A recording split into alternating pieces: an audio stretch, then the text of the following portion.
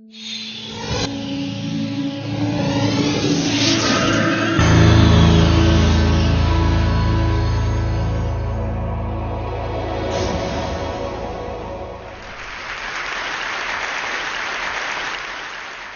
I want to start by offering you a free, no-tech life hack. And all it requires of you is this, that you change your posture for 2 minutes. But before I give it away, I want to ask you to right now do a little audit of your body and what you're doing with your body. So how many of you are sort of making yourselves smaller? Maybe you're hunching, crossing your legs, maybe wrapping your ankles. Sometimes we hold on to our arms like this. Sometimes we spread out. I see you. So I want you to pay attention to what you're doing right now. We're going to come back to that in a few minutes, and I'm hoping that if you sort of learn to tweak this a little bit, it could significantly change the way your life unfolds. So we're really fascinated with body language, and we're particularly interested in other people's body language. You know, we're interested in, like, you know, an awkward interaction, or a smile, or a contemptuous glance, or maybe a very awkward wink, or maybe even something like a handshake.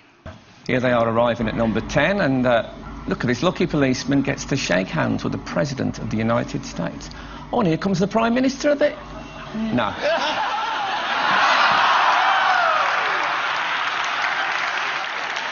So a handshake, or the lack of a handshake, can have us talking for weeks and weeks and weeks, even the BBC and the New York Times.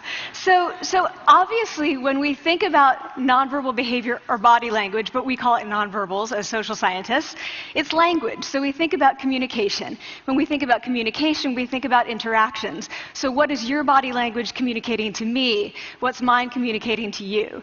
And there's a lot of reason to believe that this is a valid way to look at this. So social scientists have spent a lot of time looking at the effects of our body language or other people's body language on judgments. And we make sweeping judgments and inferences from body language.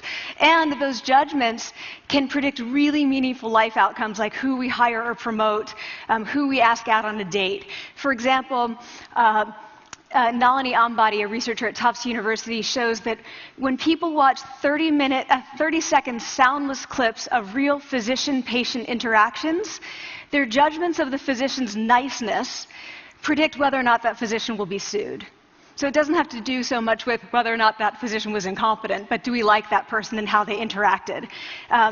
Even more dramatic, Alex Todorov at Princeton has shown us that judgments of political candidates' faces in just 1 second predict 70% of US Senate and gubernatorial race outcomes. And even, let's go digital, emoticons used well in online negotiations can lead you to claim more value from that negotiation. If you use them poorly, bad idea, right? So when we think of nonverbals, we think of how we judge others, how they judge us, and what the outcomes are. We tend to forget, though, the other audience that's influenced by our nonverbals, and that's ourselves. We are also influenced by our nonverbals, our thoughts and our feelings and our physiology. So what nonverbals am I talking about? I'm a social psychologist, I study prejudice, and I teach at a competitive business school. So it was inevitable that I would become interested in power dynamics. I became especially interested in nonverbal expressions of power and dominance.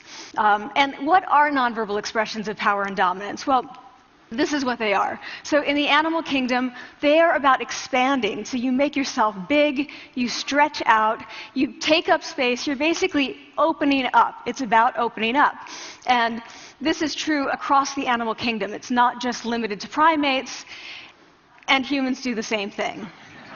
So they do this both when they have power sort of chronically, and also when they're feeling powerful in the moment.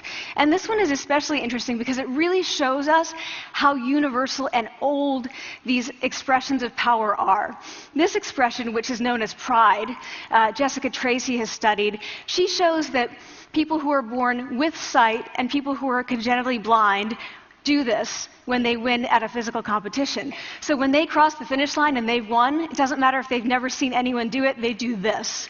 So the arms up in the V, the chin is slightly lifted. What do we do when we feel powerless? We do exactly the opposite. We close up, we wrap ourselves up, we make ourselves small. We don't want to bump into the person next to us. So again, both animals and humans do the same thing. And this is what happens when you put together high and low power. So what we tend to do when it comes to power is that we complement the other's nonverbals. So if someone's being really powerful with us, we tend to make ourselves smaller. We don't mirror them, we do the opposite of them.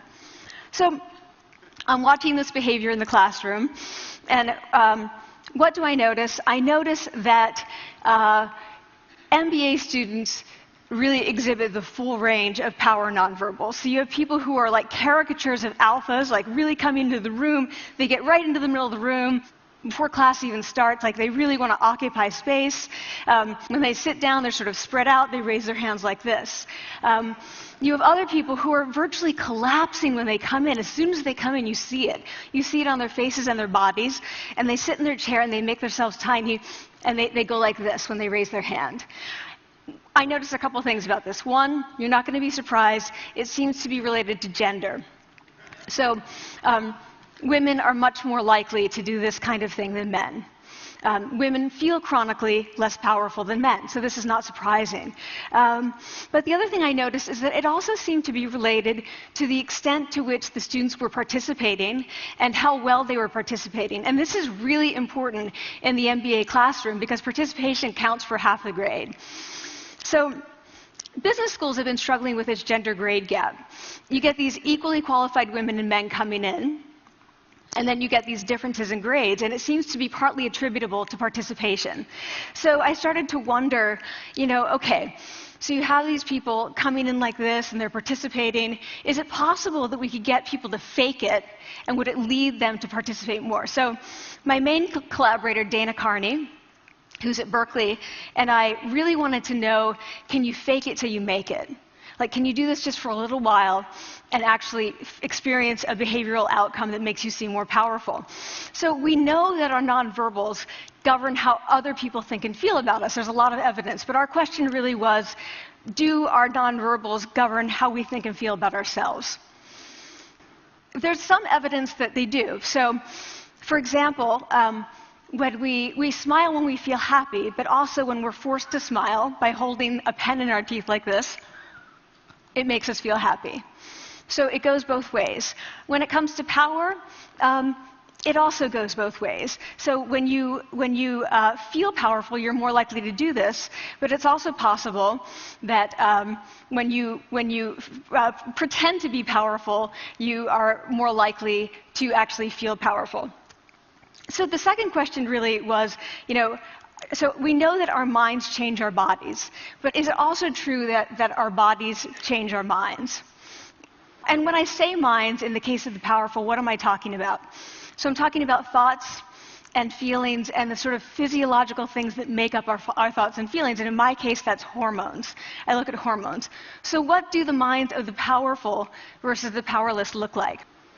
So powerful people tend to be, not surprisingly, more assertive and more confident, more optimistic. They actually feel that they're going to win even at games of chance. They also tend to be able to think more abstractly. So there are a lot of differences. They take more risks. There are a lot of differences between powerful and powerless people. Physiologically, there also are differences on two key hormones, testosterone, which is the dominance hormone, and cortisol, which is the stress hormone. So what we find is that high-power alpha males in primate hierarchies have high testosterone and low cortisol. And powerful and effective leaders also have high testosterone and low cortisol. So what does that mean?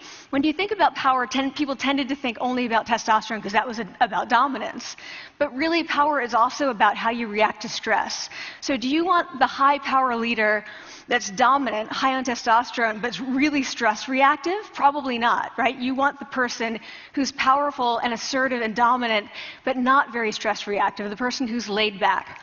So we know that in primate hierarchies, if an alpha needs to take over, if an individual needs to take over an alpha role sort of suddenly, within a few days, that individual's testosterone has gone up significantly and his cortisol has dropped significantly.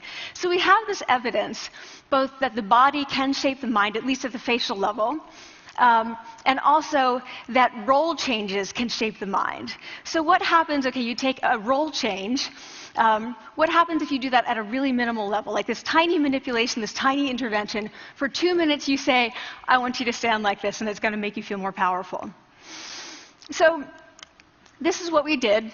We decided to bring people into the lab and run a little experiment. And these people adopted for 2 minutes either high power poses or low power poses. And I'm just going to show you 5 of the poses, although they took on only 2. So here's one, a couple more. This one has been dubbed the Wonder Woman by the media. Here are a couple more. So you can be standing or you can be sitting. And here are the low power poses. So you're folding up, you're making yourself small. This one is very low power. When you're touching your neck, you're really kind of protecting yourself. So this is what happens. They come in, they spit into a vial. We, for 2 minutes, say, you need to do this or this. They don't look at pictures of the poses. We don't want to prime them with the concept of power. We want them to be feeling power, right? So 2 minutes they do this. We then ask them, how powerful do you feel on a series of items? And then we give them an opportunity to gamble. And then we take another saliva sample. That's it. That's the whole experiment. So this is what we find. Risk tolerance, which is the gambling. What we find is that when you're in the high power pose condition, 86% of you will gamble. When you're in the low power pose condition, only 60%. And that's a pretty whopping significant difference. Here's what we find on testosterone. From their baseline when they come in, high power people experience about a 20% increase. And low-power people experience about a 10% decrease. So again, 2 minutes and you get these changes. Here's what you get on cortisol. High-power people experience about a 25% decrease, and the low-power people experience about a 15% increase. So 2 minutes lead to these hormonal changes that configure your brain to basically be either assertive, confident, and comfortable, or really stress reactive, and feeling sort of shut down. And we've all had that feeling, right? So it seems that our nonverbals do govern how we think and feel about ourselves. So it's not just others, but it's also ourselves. Also, our bodies change our minds. But the next question, of course, is, can power posing for a few minutes really change your life in meaningful ways? So this is in the lab, it's this little task, it's just a couple of minutes. Where can you actually apply this, which we cared about, of course. And so we think it's really what matters, where you want to use this is evaluative situations, like social threat situations. Where are you being evaluated? Either by your friends, like for teenagers, it's at the lunchroom table. It could be, for some people, it's speaking at a school board meeting. It might be giving a pitch, or giving a talk like this, or doing a job interview. We decided that the one that most people could relate to, because most people had been through, was the job interview. So we published these findings, and the media are all over it, and they say, okay, so this is what you do when you go in for the job interview, right? So we were, of course, horrified and said, oh my God, no, that's not what we meant at all, for numerous reasons. No, don't do that. Again, this is not about you talking to other people, it's you talking to yourself. What do you do before you go into a job interview? You do this. Right? You're sitting down, you're looking at your iPhone or your Android, not trying to leave anyone out. You're looking at your notes, you're hunching up, making yourself small, when really what you should be doing maybe is this, like in the bathroom, right? Do that, find 2 minutes. So that's what we want to test, okay? So we bring people into a lab, and they do either high or low power poses again. They go through a very stressful job interview. It's 5 minutes long. They are being recorded, they're being judged also, and the judges are trained to give no nonverbal feedback. So they look like this. Like, imagine this is the person interviewing you.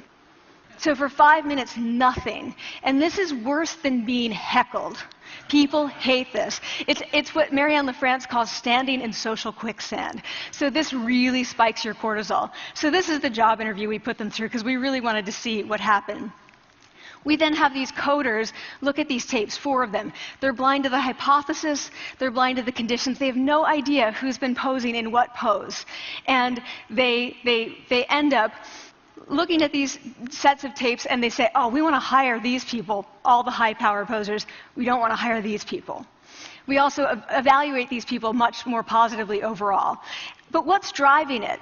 It's not about the content of the speech. It's about the presence that they're bringing to the speech. We also, because we rate them on all these variables related to sort of competence, like how well structured is the speech? How good is it? What are their qualifications? No effect on those things. This is what's affected. These kinds of things.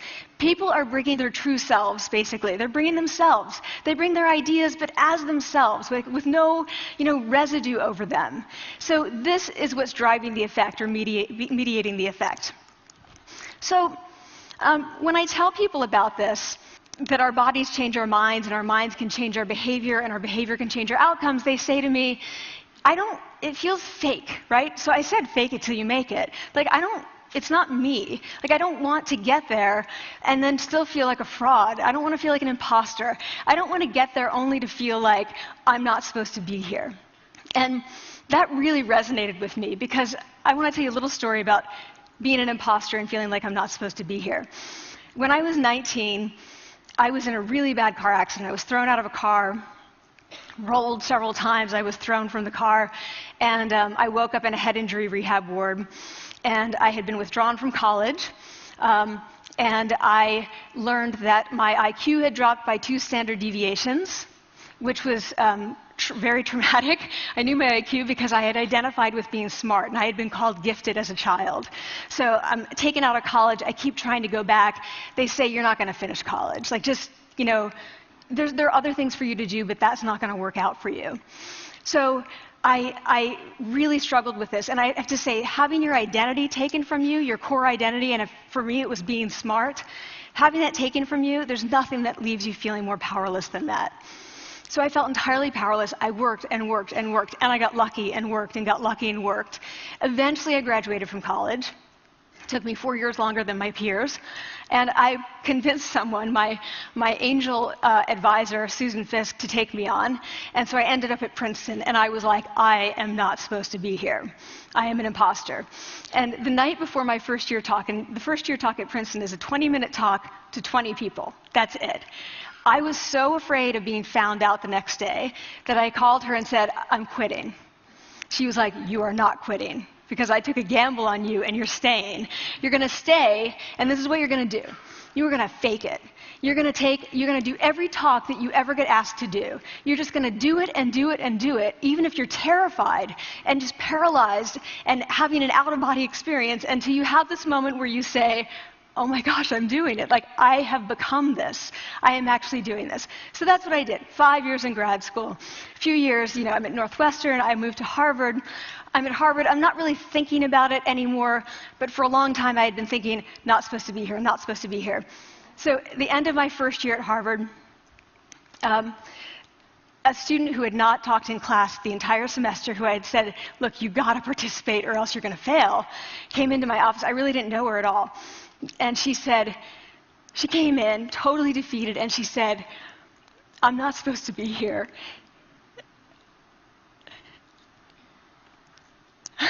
And that was the moment for me, because 2 things happened. One was that I realized, oh my gosh, I don't feel like that anymore.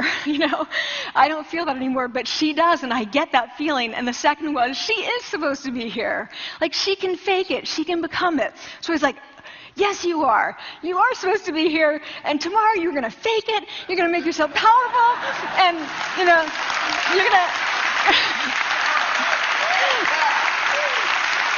and you're going to go into the classroom, and you are going to give the best comment ever.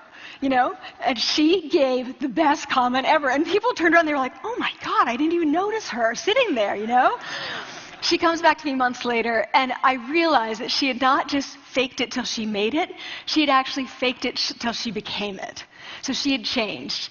And so I want to say to you, don't fake it till you make it. Fake it till you become it.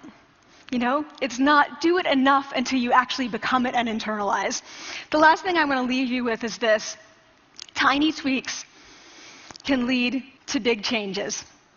So this is 2 minutes. 2 minutes, 2 minutes, 2 minutes. Before you go into the next stressful evaluative situation, for 2 minutes, try doing this in the elevator, in a bathroom stall, at your desk behind closed doors. That's what you want to do. Configure your brain to cope the best in that situation. Get your testosterone up, get your cortisol down. Don't leave that situation feeling like, oh, I didn't show them who I am. Leave that situation feeling like, oh, I really feel like I got to say who I am and show who I am. So I want to ask you first, both to try power posing, and also I want to ask you to share this science, because this is simple. I don't have ego involved in this. Give it away. Share it with people, because the people who can use it the most are the ones with no resources and no technology and no status and no power. Give it to them, because they can do it in private. They need their bodies, privacy, and 2 minutes, and it can significantly change the outcomes of their life. Thank you.